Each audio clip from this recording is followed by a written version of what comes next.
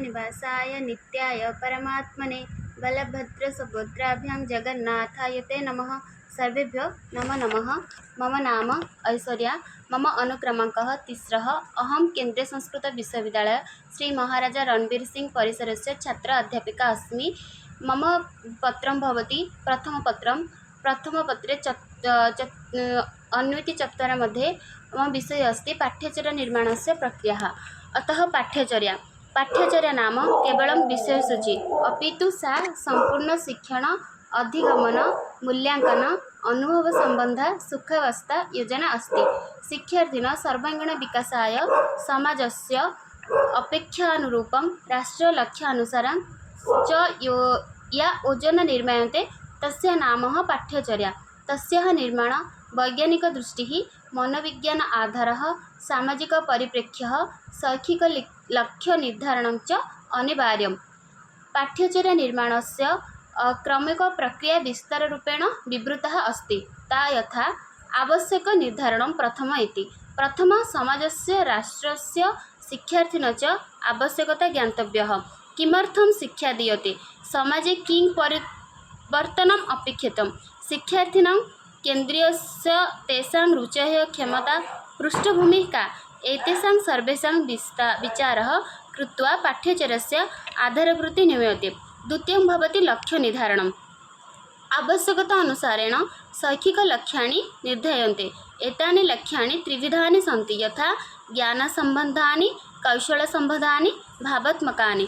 लक्ष्यनिर्धारणं स्पष्टं मापनं व्यवहारचं च भवेत्। तृतीयं भवति विषयवस्तु निर्वाचनं। लक्ष्यानुसारं विषयवस्तु चयनं क्रियते। विषयः उपयोगी सामायिकः जीवन उपयोगी च भवेत्। शिक्षार्थिनां स्तरानुकूलः स्यात्। संस्कृतिः विज्ञानं नैतिकमूल्यानां च अस्मिन् अन्तर्भवति।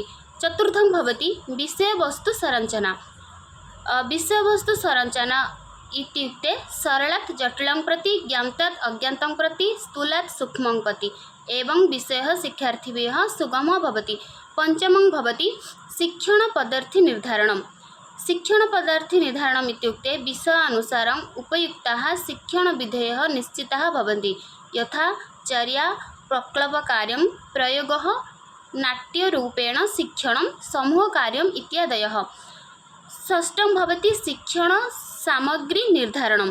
शिक्षणरोचकं प्रभाकरं च कर्तुं विविधसाधनानि उपयुज्यन्ते।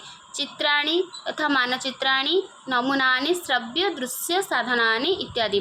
सप्तमं भवति समयविभाजनं। प्रत्येकविषयां प्रत्येकपाठाय च यथोचित समयः निर्दिश्यते। एतेन पाठ्यक्रमः नियोजितरीत्या सम्पन्नः भवति। अष्टमं भवति मूल्याङ्कनप्रक्रिया इत्युक्ते पाठ्यचर्याः सफलतां ज्ञातुं मूल्याङ्कनम् आवश्यकम्। अतः लिखितपरीक्षा मौखिकपरीक्षा प्रायोगिकमूल्याङ्कनं सततमूल्याङ्कनम् इति। एतद् ज्ञायते यत् लक्ष्याणि प्राप्तानि वा न वा पुनराकाले संशोधनं च। कालानुसारं समाजे परिवर्तनं भवति। अतः पाठ्यचर्या अपि समये समये संशोधनम् अपेक्षितं। नूतनज्ञानं प्रविधिः सामाजिकमूल्यानि च समावेयन्ते। अन्तिमे भवति उपसंहारः। अतः पाठ्यचर्या निर्माणस्य प्रक्रिया वैज्ञानिकदृष्ट्या मनोवैज्ञानिक आधारेण सामाजिकपरिप्रेक्ष्येण च क्रियते। सुव्यवस्था पाठ्यचर्या एव शिक्षकः प्राणः अस्ति। सा शिक्षार्थानां ज्ञानं कौशलं चरित्रं च समाजस्य उन्नतिम् अपि साधयति इति उक्त्वा अहं विरमामि।